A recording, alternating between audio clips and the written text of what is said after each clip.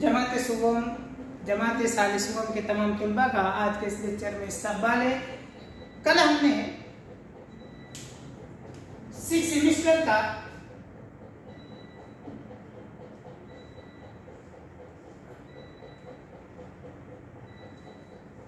BA सालिसुम का 6 semester,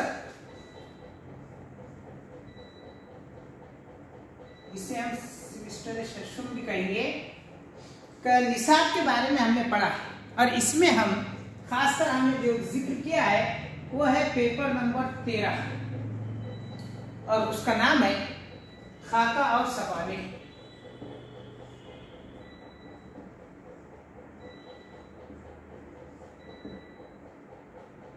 इस paper का हमने निसाब में खाका के जो नुकात है उस पर हमने यहाँ पर बात की थी पिछले लेक्चर में कि इस निसाब में, इस पेपर में हमें कौन कौन से नुकात का मुताला करना है। तो सबसे पहले हमने कहा था यूनिट जो है वो है खाके की तारीफ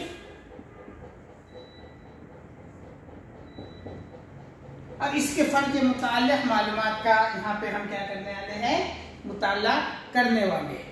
चलिए तो सबसे पहले हम शुरू करते हैं, खाका कहते किसे हैं।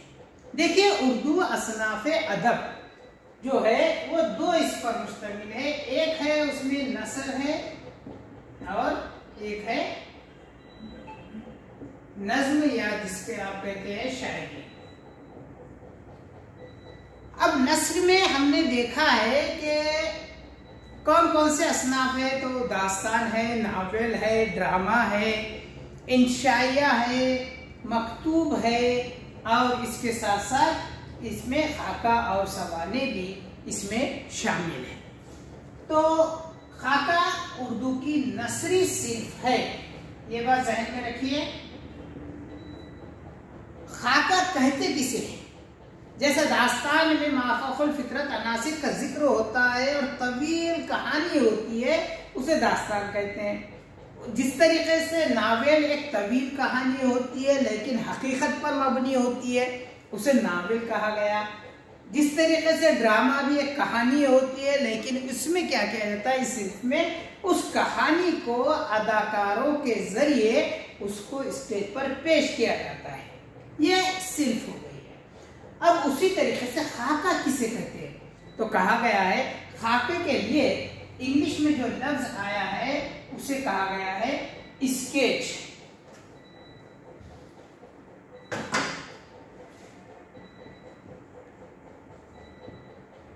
क्या कहते हैं, स्केच।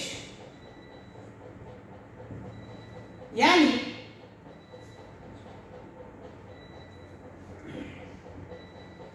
इस सिल्फ में क्या किया जाता है कि एक खाका तैयार किया जाता है, यानी मुख्तलिफ लकीरों के जरिए एक किस्म का क्या करना है, कोई चीज को तैयार करना खाका कहलाता है। उर्दू में ये सिर्फ एक चीज क्यों आई है या किस वजह से इसको ये जिक्र आया है कि खाका कहा गया है, इसमें देखिए कि इसमें क्या किया जाता है, मुख्तसरन इख्तिसार के साथ किसी शख्स की क्या की जाती है, उसकी शख्सियत के कुछ जावियों पर क्या की जाती है, यहाँ पर निशानदही की जाती है या उसको बताया जाता है, लेकिन इख्तिसार के साथ इसमें। तो ये खाका क्या है, उर्दू की एक अहम नसरी सिन्फ है जिसमें खाका निगार क्या करता है, किसी शख्सियत का यानी कोई खास जो शख्स होता है उसकी खूबियां, उसकी खामियां और उसके क्या है जो खदो खाल है दिखने के, उसकी जो बातें हैं वो सबको क्या करता है, गैर जानिबदाराना तर्ज पर अपने इस सिर्फ में पेश करता है। गैर जानिबदाराना भी होना चाहिए और इख्तिसार के साथ। अगर किसी शख्स की अगर वो क्या कहा जाए कि उसकी जो जिंदगी है अगर उसको तफसील से बयान कर दी जाए, तफसील से उस पर जिक्र किया जाए तो वो खाका नहीं रहता बल्कि क्या बन जाती है, वो कितनी उसकी खुद नविश्त बन जाती है या उस पर क्या है आप बीती यहाँ पर तैयार हो जाती है। लेकिन यहाँ पर कहा गया है कि वो उसकी जिंदगी के अहम वाक़यात का जिक्र करना, उसकी शख्सियत के जाविये को मुख्तलिफ तरीके से इख्तिसार के साथ बयान करना, वो खाका कहलाता है। इसमें इख्तिसार ये खाके की क्या है, एक अहम जुज हम कह सकते हैं। इख्तिसार के साथ गैर जानिबदाराना तौर पर दिलचस्पी के साथ, दिलकशी के साथ इसको पेश किया जाए तो ये सिर्फ क्या होता है, कारी को महसूस करती है और उस शख्सियत के मुताल्लिक़ कारी को क्या होता है, वो मालूमात पहुंच जाती है। खैर, कहा गया ये है कि अदब में खाका निगारी की इब्तिदा उस वक्त से हुई जिस वक्त किसी अदीब ने किरदार निगारी पर तवज्जो मरकूज कर दी थी और इस तरह खाके के लिए मैदान तैयार हुआ। आहिस्ता आहिस्ता किरदार निगारी अदब की एक क्या हो चुकी है, अदब की एक सिर्फ बन गई है। खाके में खाका निगार किसी शख्स की लफ्जी तस्वीर बनाता है। ये बात को ध्यान दीजिए कि इसमें खाका निगार क्या करता है, किसी शख्स की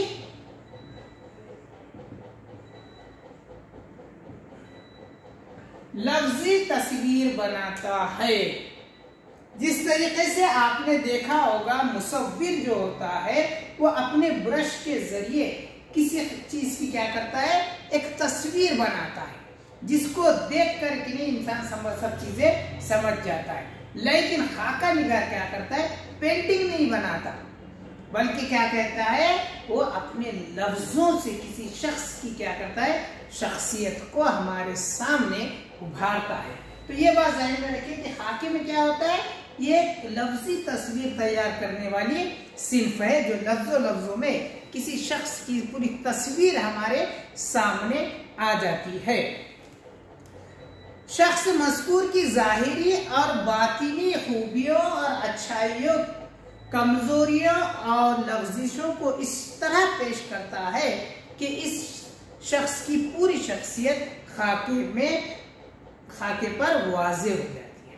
यानी जब बनाता है, जैसे ड्राइंग बनाने वाला जब बनाता है उसमें तो वो चीज़ पूरी वाज़े हो जाती है जो उन्हें बनाना चाहता है। बिल्कुल उसी तरीके से खाका निगार भी अपने लफ्जों से क्या करता है, उस खास शख्स की क्या है, अच्छाइयों का बयान करता है, बुराइयों का भी जिक्र करता है, कमजोरियों का भी जिक्र करता है और कुछ जो लफ्ज़िशें होती है उसका भी जिक्र करता है। और इस तरीके से होता है कि पूरी उसकी तस्वीर जो है वो हमारे सामने उभर कर आ जाती है।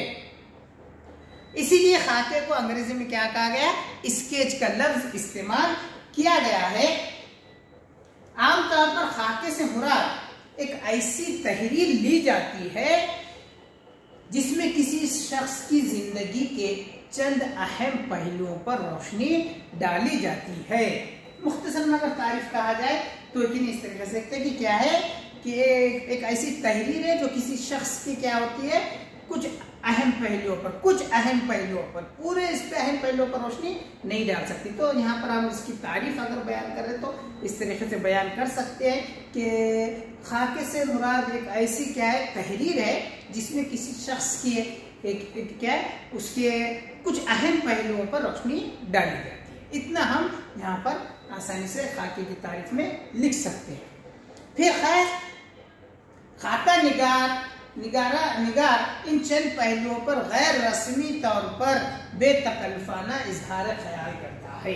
देखिए, गैर रस्मी का मतलब होता है कि खास तौर पर वो चीजें बनाई हुई तैयार करके, वो चीजें पूछा हुआ या बात किया हुआ, मुलाकात वगैरह जैसे होती है, इंटरव्यूज वगैरह, तो वह इस तरीके से होती है। लेकिन गैर रस्मी यानी जो तरीके से जहाँ पर भी मुलाकात हो गई है, जो बातें हो गई है, वो उसी को अपने अंदाज में यहाँ पर बयान कर देता है। बेतकल्लुफाना, इसमें तकल्लुफ की कोई बात इसमें नहीं आने देता है। फिर कहा गया है इसमें पेशेवाराना संजीदगी को दखल नहीं होता, ताहम खाता निगार क़ुव्वत मुशाहिदा, फ़हम व इदराक और गैर जानिबदारी के साथ हमदर्दाना रवैया और अंदाज बयान से दिलकश और दिलचस्पी पैदा करता है। और जिन पहलुओं का इंतखाब करता है, इनमें से किसी इंसान की शख्सियत से वाकिफ हो, वो जिल्वत और खिलवत में मिला हो और इसकी ज़हनी तरंग और इसके नजरियात व अकायद से बाखबर हो, अच्छा खाका वही कहलाता है।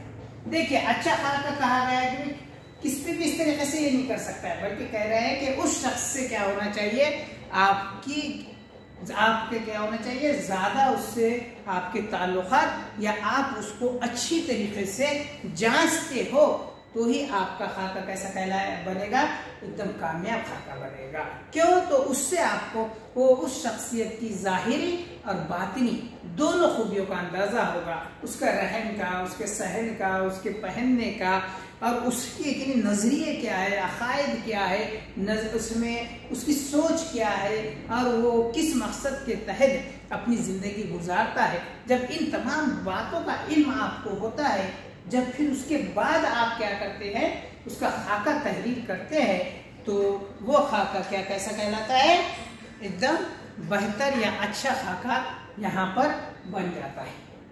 यही बात इसमें खाके की सिंफ में हम कह सकते हैं कि अच्छे खाके के लिए ज़रूरी है कि इन खाका निगार को उस शख्स के ज़ाहिरी और बातिनी खूबियों का, उसके अक़ीदे का, उसके नज़रियों का इल्म होना ज़रूरी है।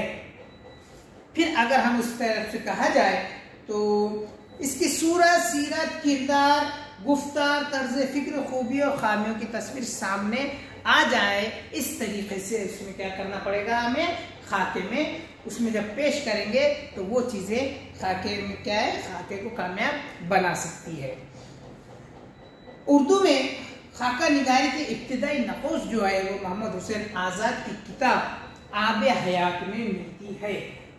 कहा गया है कि कब, कहाँ से अगर शुरू होती है, या बाकायदा तो इसकी शुरुआत नहीं कह सकते, लेकिन इब्तिदाई नकोश जो है वो मौलाना मोहम्मद हुसैन आज़ाद की जो तसनीफ है किताब आबे हयात, उसमें उन्होंने जिन शोरा का जिक्र किया है, उसमें क्या है, खाके की कुछ झलकियाँ, कुछ नक्श जो है हमें मिलते हैं, इसलिए उनका यहाँ पर नाम लेना इब्तिदाई नकोश में ज़रूरी हो जाता है। इसके अलावा मोहम्मद हुसैन आज़ाद ने जिन शोरा का तज़किरा किया है, उनका हुलिया, आदाद व अतवार, अकायद व नज़रिया और इसकी खूबी और खामियों को इस तरह पेश किया है। आज़ाद ने कहीं कहीं अपनी इंशा पर्दाजी का कमाल दिखाया है, जबकि खाका निगार के लिए ज़रूरी है कि वो गैर जानिबदारी और सदाकत और हक गोई का सबूत दिए। खाका निगारी में ज़ाती तासुरात और ज़ाती ज़ावे नज़र को दिलचस्प वाक़यात के साथ इस तौर पर पेश करता है कि इस शख्सियत के खद व खाल और किरदार नुमायाँ होते हैं। इस एतबार से मिर्ज़ा फ़रहतुल्लाह बेग का अपने उस्ताद नज़ीर अहमद की कहानी कुछ इनकी कुछ मेरी ज़बानी मिसाली खाका है, और इसी को खाके का सबसे बाकायदगी का आगाज़ जो है वो मिर्ज़ा फ़रहतुल्लाह बेग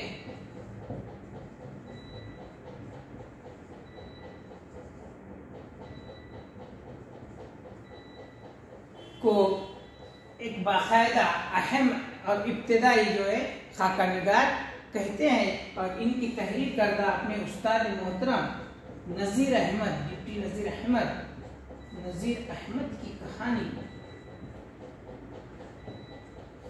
कुछ इनकी कुछ मेरी ज़बानी।